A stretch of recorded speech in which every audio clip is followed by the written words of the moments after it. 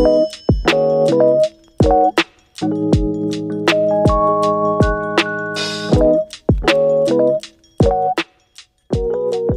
Konco Laut, apa kabar? Senang sekali saya Dewi Parikesit bisa menyapa kalian kembali di podcast Bintang Laut, podcast di mana akan membahas secara tuntas dan lugas mengenai Dinas Kelautan dan Perikanan Provinsi Jawa Tengah. Di episode kali ini kita akan membahas pentingnya mengantisipasi dan langkah-langkah yang harus kita lakukan dalam menghadapi penyakit MAS atau penyakit motil Aeromonas septicemia. Tentunya saya tidak sendiri karena kita sudah menghadirkan tamu yang sangat istimewa dari BLPKIL Provinsi Jawa Tengah. Di episode kali ini saya sangat senang karena beliau bisa hadir, yaitu Ibu Rohita Arum SPI MSI selaku pengendali hama penyakit ikan dan lingkungan ahli muda. Tentunya beliau akan membagikan pengalamannya dan juga memberikan informasi yang sangat bermanfaat bagi kita semua, terutama bagi para pembudidaya ikan. Langsung saja kita sapa. Selamat pagi Ibu Arum, bagaimana kabarnya hari ini? Alhamdulillah baik, terima kasih Bu Dewi atas tadi pada bahasan kali ini kita akan mengetahui atau mengupas terkait penyakit motil Aeromonas septicemia.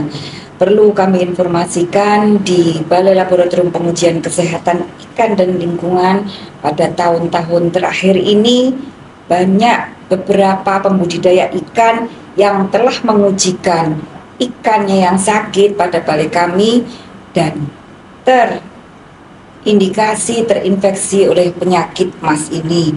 Selain itu, dari hasil data sebaran penyakit ikan di Jawa Tengah, bahwa penyakit MAS ini memiliki ranking tertinggi untuk penyakit ikan yang terutama penyakit menjadi wabah di Jawa Tengah.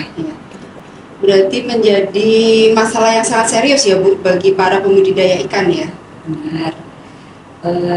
Kami sampaikan bahwa penyakit motil Aeromonas septicemia ini yang biasa disebut penyakit MAS atau biasanya mungkin di masyarakat pembudidaya penyakit merah disebabkan oleh bakteri motil Aeromonas hydrophylla, di mana bakteri ini menyerang pada segala umur usaha budidaya, pada komoditas akhir tawar, air payau ataupun laut. Selain itu, bakteri motil Aeromonas hydrophylla ini akan memanfaatkan nutrisi pada air dan mampu hidup lama tanpa induk semang. Selain itu, bakteri ini akan menginfeksi tubuh ikan dan akan menghasilkan toksin. Tadi kami sampaikan bahwa penyakit MAS ini merupakan salah satu penyakit yang berpotensi menjadi wabah sesuai dengan Permen KP nomor 8 2021. Untuk infeksi bakteri ini terjadi pada kondisi akibat stres berat pada saat distribusi ataupun kepadatan ikan yang tinggi, malnutrisi, dan yang paling utama bahan organik yang tinggi. Selain itu, kondisi kualitas air terutama untuk oksigen perlu diperhatikan. Jika oksigen rendah, kualitas air semakin memburuk, terutama fluktuasi suhu yang signifikan akan berakibat infeksi bakteri ini. Selain itu, serangan akan menjadi akut apabila kondisi lingkungan tidak terkontrol. Seperti itu, Bu. Terus bagaimana nih Bu caranya kita mengetahui bahwa ikan yang kita pelihara atau budidaya ikan itu bisa mengetahui ikan tersebut terserang penyakit MAS? Apakah ada ciri-ciri tertentu, Bu? Baik, terima kasih. Perlu diperhatikan bagi pembudidaya ataupun pelaku usaha budidaya, terutama tentang gejala klinis penyakit MAS ini. Antara lain warna tubuh yang kusam, nafsu makan yang semakin menurun, kemudian biasanya ikan mengumpul pada saluran pembuangan, yang sangat nampak biasanya tubuh ikan berlendir, kemudian terjadi pendarahan pada sirip ekor, sisik terlepas, dan jika infeksi cukup serius biasanya perut akan lembek atau dropsy yang berisi cairan merah kekuningan. Dan yang paling nampak biasanya ikan lemas atau mati pada permukaan dan dasar kolam. Penting dipahami bahwa penyakit ini berbeda terkait gejala klinisnya. Hal ini tergantung dengan keparahan infeksi ataupun spesifikasi di kolam budidaya. Nah, untuk di Jawa Tengah sendiri nih Bu, serangan penyakit mas itu sudah ada atau belum? Karena ini pastinya nanti informasinya sangat menjadi bermanfaat ya bagi para pencol laut. Baik, terima kasih. Tadi yang kami sampaikan di awal dari data sebaran penyakit, memang di Provinsi Jawa Tengah penyakit ini telah menginfeksi pada ikan di perairan Jawa Tengah. Dan perlu kami informasikan bahwa di beberapa kabupaten, antara lain Kabupaten Sragen, Banjarnegara, Blora, Brebes, dan Kudus, terdata terinfeksi penyakit motil aeromonas Banyak ya Bu ya di Jawa Tengah ya yang sudah ada datanya ya teman-teman. Jadi pastinya nanti bagi para budidaya harus lebih berhati-hati ya Bu ya. Terus upaya apa yang sudah dilakukan oleh Dinas Kelautan dan Perikanan Provinsi Jawa Tengah dalam meminimalisir serangan penyakit mas? Ya, benar sekali.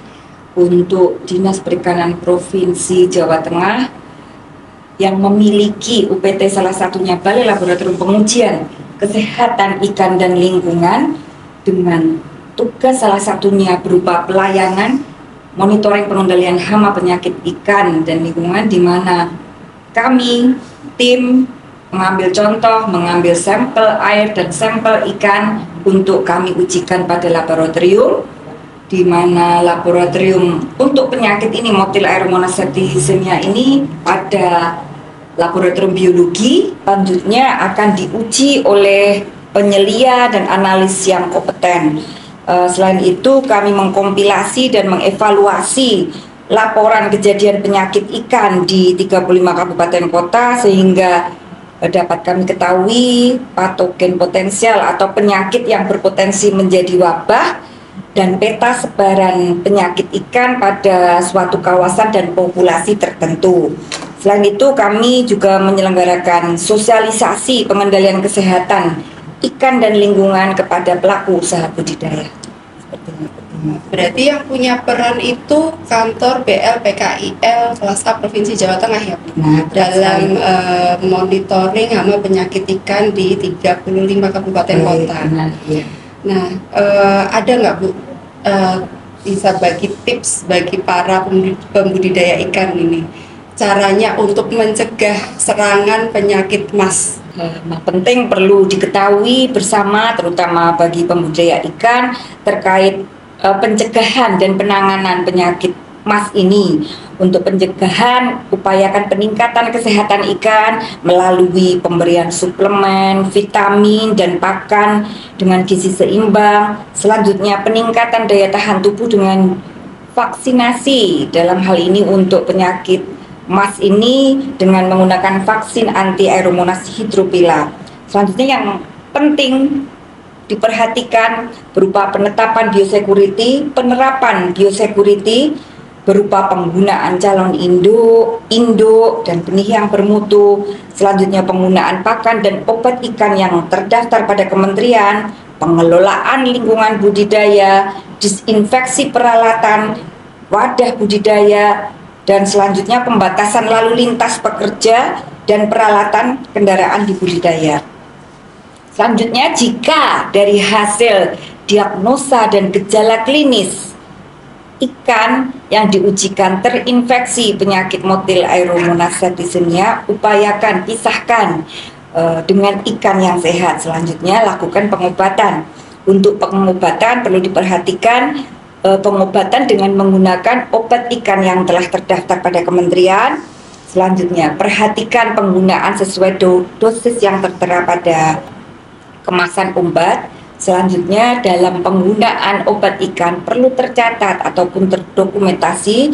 Selanjutnya, untuk pengelolaan sisa buangan rendaman air, pengobatan ataupun alat suntik yang digunakan, dan kemasan obat yang kadaluarsa harus diperhatikan sehingga tidak mencemari lingkungan seperti itu. Banyak sekali ya yang harus diperhatikan oleh para pembudidaya ikan ya Bu. Terus Bu, tadi kan Ibu sudah sampaikan bahwa di BLPKIL Provinsi Jawa Tengah itu ada pengujian untuk bakteri Aeromonas hydrobila. Nah, kelebihannya apa Bu? Sehingga para pembudidaya atau poncol laut ini harus mengujikan di BLPKIL. Baik, terima kasih. Pada balai kami, terutama pada laboratorium biologi, telah melakukan pengujian untuk identifikasi bakteri Aeromonas. Insya Allah di 2024 ini akan terakreditasi ISO IC 17025. Selain itu, bukan hanya penyakit Aeromonas yang dapat kami ujikan di balai kami, ada berbagai parameter pada berbagai laboratorium, antara laboratorium kualitas air, laboratorium biologi, dan biomolekuler, sehingga bagi pembudidaya yang ingin mengujikan ikannya dapat mengujikan pada balai kami. Sangat lengkap sekali ya Bu di BLPKIL Provinsi Jawa Tengah ya. Jadi para pembudidaya ini pastinya juga bagian berbondong-bondong ke sana. Nah, bagaimana untuk lokasinya sendiri BLPKIL itu di mana? Ya baik, terima kasih. Mari kepada pembudidaya ikan di Jawa Tengah, silahkan kami tunggu untuk mengujikan ikan ataupun air media budidaya pada balai kami, yang tepatnya di Jalan Emputan Tular nomor 2, atau dapat melakukan koordinasi melalui nomor telepon 024 351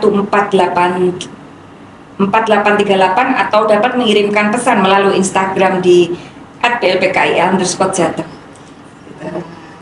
Nah, bagi para pembudidaya ikan, jangan ragu lagi untuk kalian segera berkunjung ke BLPKIL Provinsi Jawa Tengah untuk mendapatkan informasi ataupun menguji kesehatan ikan kalian. Karena tadi yang sudah disampaikan oleh Ibu Rohita Arum bahwa kantor BLPKIL Provinsi Jawa Tengah tidak hanya pengujian bakteri Aeromonas hydrobila, tetapi ada beberapa pengujian yang lainnya ya Bu ya. Benar sekali, Dewi. Tak terasa waktu telah berlalu, saatnya saya Dewi Parikesit untuk undur diri, dan semoga kita bisa berjumpa lagi di episode selanjutnya. Terima kasih juga kepada Bu Arum telah berkesempatan hadir dan membagikan ilmu yang sangat bermanfaat bagi kita semua. Salam poncol laut.